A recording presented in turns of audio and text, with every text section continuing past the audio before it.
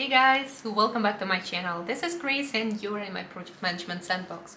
So today I suggest to touch base on what actually the junior project manager should know.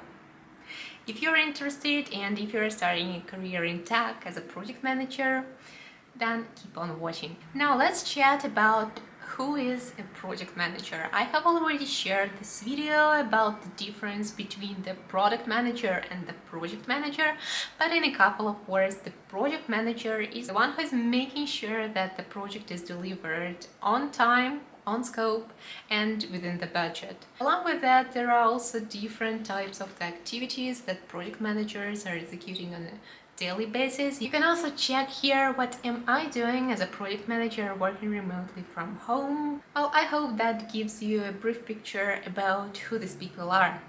Now, to start it off, let's define what is the difference between the junior project manager and the senior project manager.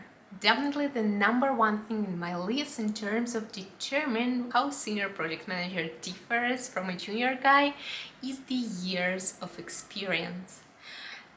You may learn a lot of academic information and a lot of theory about how actually the project should be delivered, but all this is gonna be the perfect scenarios. On the other hand, in the real life, chances are that the project is gonna go according to the perfect scenario. Most likely this is not gonna happen. Definitely you need to know in theory how this should go and how this should work and what would be the best solutions in terms of the best practices. On the other hand, when you are in a real life situation, there is an opportunity that first you will see more alternative solutions to some specific situations, and you might have more constraints in the real situation rather than you can imagine when you were studying the theory. And from this perspective, the very first thing that differs the senior project manager is the years of the experience behind, because most likely he or she has already been in many different situations and learned a lot from them. Wait for a second, I have remembered something. Okay, here was a great example about the professional in this book.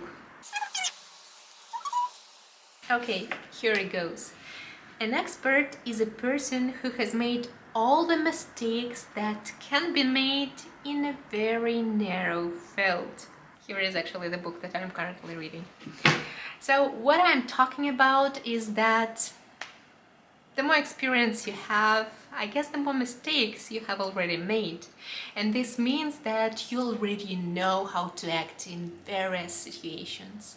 So this is number one difference between the senior guy and the junior guy. Another thing that differs the senior project manager is soft skills and people management skills.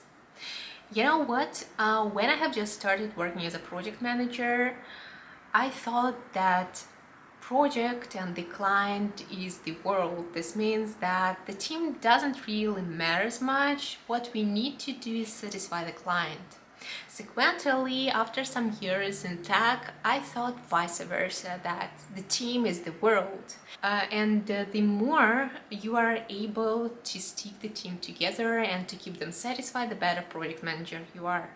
And these days, I realized that currently I do believe that everyone who belongs to the project is the team.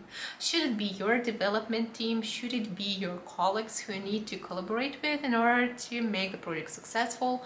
Or even the client and the client team. So everybody is working together to deliver the project. Why shouldn't they be a part of your team, right?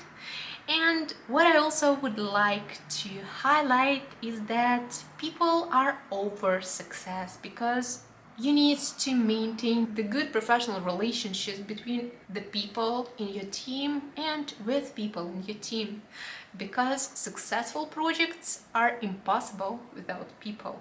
And difference number 3 that I recognize in senior project managers is the desire to share their knowledge. Meaning you already have been in various cases and You know how to act in those situations, as I have mentioned before. Thus, why not sharing this with others and help them improve their professional experience?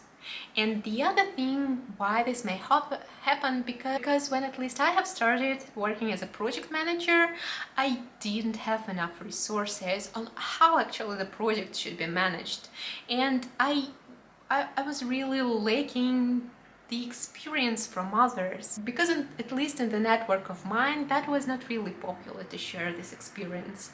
And that's why I'm currently feeling that sharing knowledge is vital and it's crucially important to grow your network. We have discussed what the difference is between senior and junior guys. Let's dive deeper in what actually the junior project manager should know.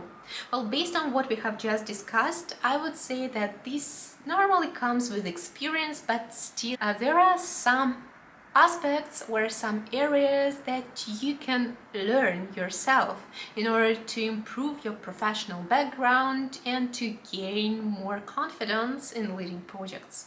So let's dive in.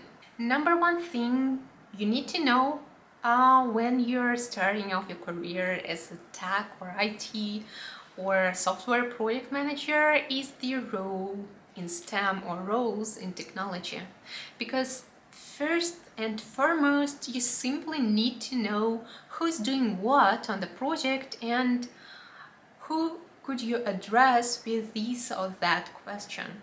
So roles in STEM is crucial to know when you're starting working as a project manager. Thing number two that are vital for software project managers to start working in this field is software development lifecycle. This is, I don't know, this is a Bible of delivering projects in tech, and you need to understand how actually the projects are being delivered and what stages they're passing through from the very beginning till the very end when the end users are starting using them. So software development lifecycle, this is something to pay special attention to.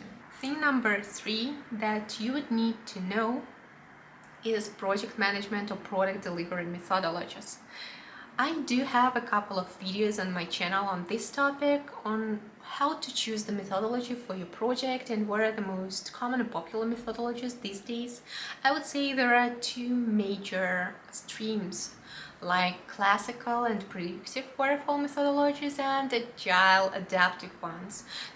Not only this, under agile there are a set of frameworks that also differ from each other. So from this perspective, you need to at least understand what are the differences across all of them and how to actually choose the best suitable methodology for the project you're going to lead.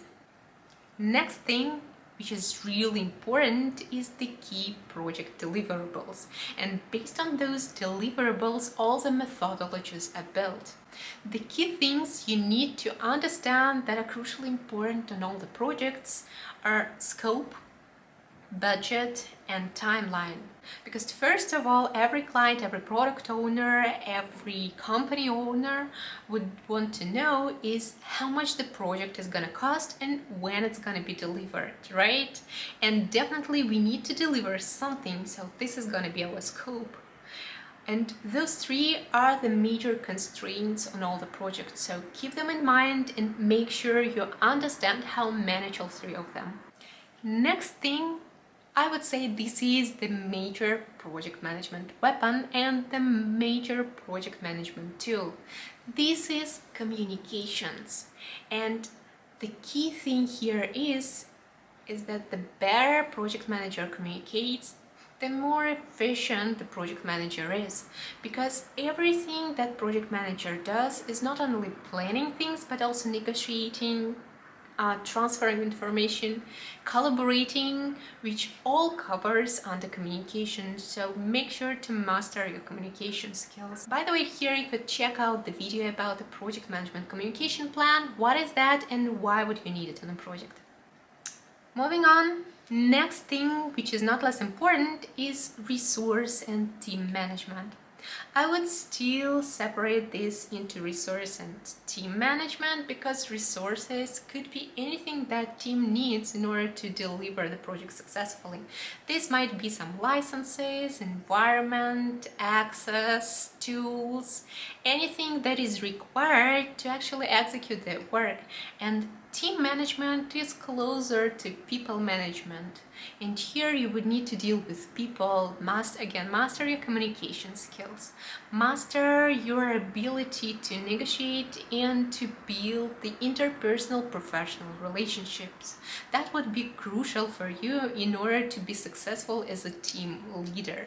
By the way, let me know in comments if you would want to learn about the team development stages and how to keep the team on their top level of performance. Next, I would say this is last on my list, but this is really not the least one. And again, this could be separated into two. These are risk management and change management. I'm just naming them together because all the changes are leading to risks.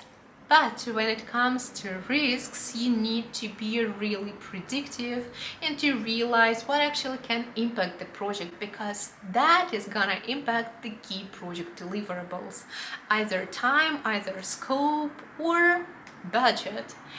Or chances are that all of them are gonna be impacted.